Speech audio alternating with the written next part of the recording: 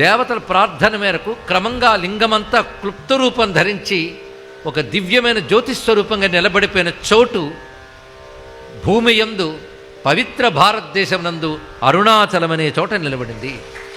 ఇది పరమేశ్వరుడు తనను తాను వ్యక్తపరుచుకున్న అద్భుతమైనటువంటి అగ్నిలింగ స్వరూపము. అగ్ని యొక్క వర్ణము అరుణం, అరుణకాంతులు. అది నిశ్చలంగా స్థిరంగా ఉంది కనుక అచలం, అరుణం అచలం అరుణాచలం అనే పేరుతో ప్రసిద్ధి చెందింది. అక్కడ 3 రూపాలతో స్వామి నెలకొని ఉన్నాడు. ఒకటి లింగ రూపం, రెండవది పర్వత రూపం, మూడవది గురుస్వరూపం. మొదటి 2 సామాన్యులు కూడా చూడగలరు, కానీ మూడవది సామాన్యులకు దర్శనం కాదు. ఆ గురుస్వరూపంగా కూడా ఆ పర్వతమనందే స్వామి ఉంటాడు. ఇది అరుణాచలము. అరుణాచలం అనే పేరే శివుని పేరైనది. అరుణము అచలము.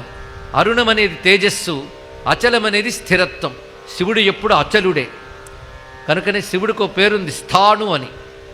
శివశాస్త్రం మనం చదివిన స్థిరస్థాణు ప్రభుర్భీమ ప్రవరో వరదో వరహ అని చదువుతాం. అందులో స్థిర స్థాణు, ఇదే శివుని యొక్క అద్భుతమైన తత్వం ఈ 2 పేర్లలో తెలుస్తున్నదని. ఇక్కడ శివుడు స్థిరుడు.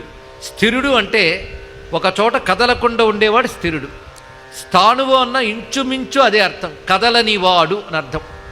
ఎప్పుడూ ఉండేవాడు స్థిరుడు, ఒకే విధంగా ఉండేవాడు స్థాణువు.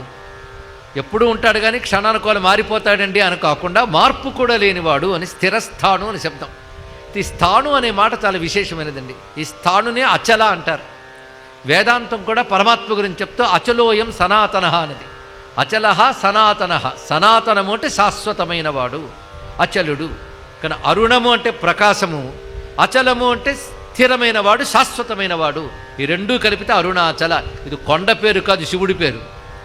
అదే అరుణాచల అని 5 అక్షరాలు చాలయ్యా మహామంత్రం అని శాస్త్రం చెప్తుంటే ఆ 5 అక్షరాలతోనే పరమార్థం పొందవచ్చని నిరూపించిన మహాయోగి రమణ మహర్షి.